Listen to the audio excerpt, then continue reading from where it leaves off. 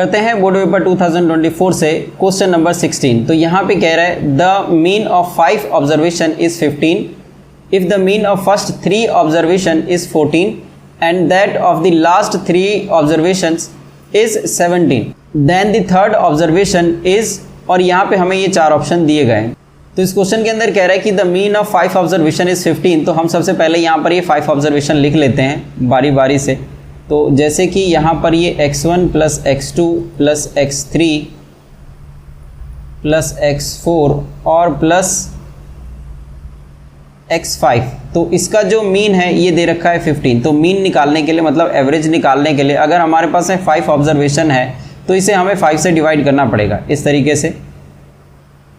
तो ये हमारा मीन निकलेगा 15, और अगर हम इसको क्रॉस मल्टीप्लाई करें तो ये आ जाएगा x1 plus x2 plus x3 plus x4 plus x5, तो ये हो जाएगा 75। 15 5 ज़ा 75। फिर उसके बाद यहाँ पर कह रहा है कि if the mean of first 3 observations is 14, तो इसका मतलब है कि पहले जो 3 ऑब्जर्वेशन है इसका जो मीन है वो है 14। तो इसको भी हम लिख लेते हैं और इसका हम इक्वेशन 1 बना लेंगे सबसे पहले।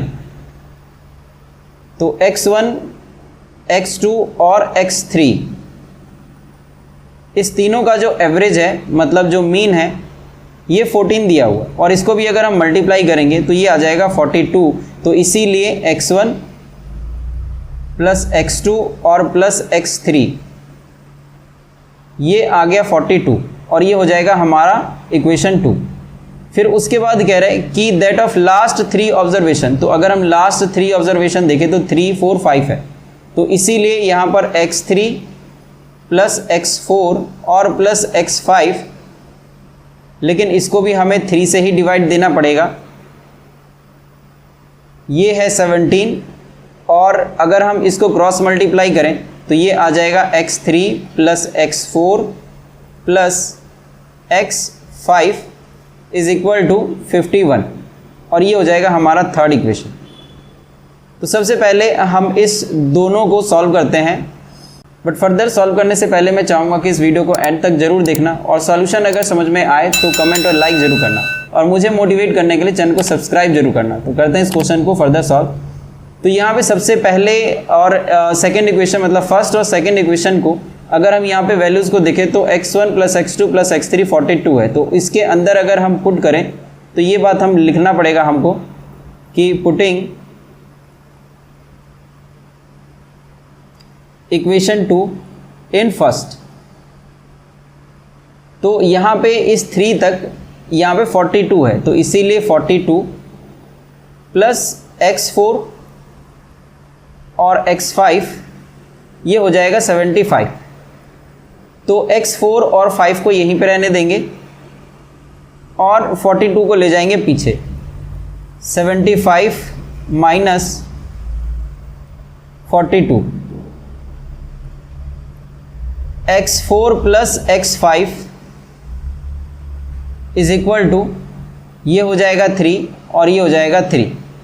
तो 4 और 5 इसको जोड़ के ये आ जाएगा 33। तो इसको भी मान लेते हैं कि हमारा फोर्थ इक्वेशन है, क्योंकि 3 तक हम पहले ही मान चुके हैं। अब यहाँ पर अगर इस 4 और 5 जो 33 आया, 4 को अगर हम इस थर्ड में अगर हम पुट करें तो ये चीज़ हमको लिखना पड़ेगा कि पुटिंग इक्वेशन 4 इन 3।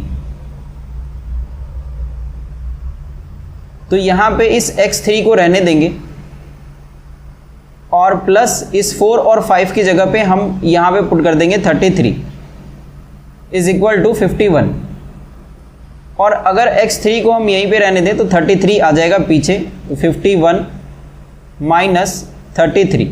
और अगर हम यहाँ पर सब्ट्रैक्ट करें तो ये आ जाएगा 11 माइनस 3 8 और 4 माइनस 3 1।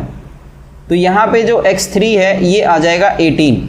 तो इस तरीके से यहाँ पे, क्योंकि उसने कहा था कि जो थर्ड ऑब्जर्वेशन है ये पता करो, तो यहाँ पे then the third observation is, और यहाँ पे जो ऑप्शन है ये हमारा जो सी पार्ट है 18, यही हमारा सही ऑप्शन है, इसीलिए ऑप्शन सी इज करेक्ट। तो इस तरीके से ये जो क्वेश्चन नंबर 16 है इसको हम सॉल्व कर लेंगे।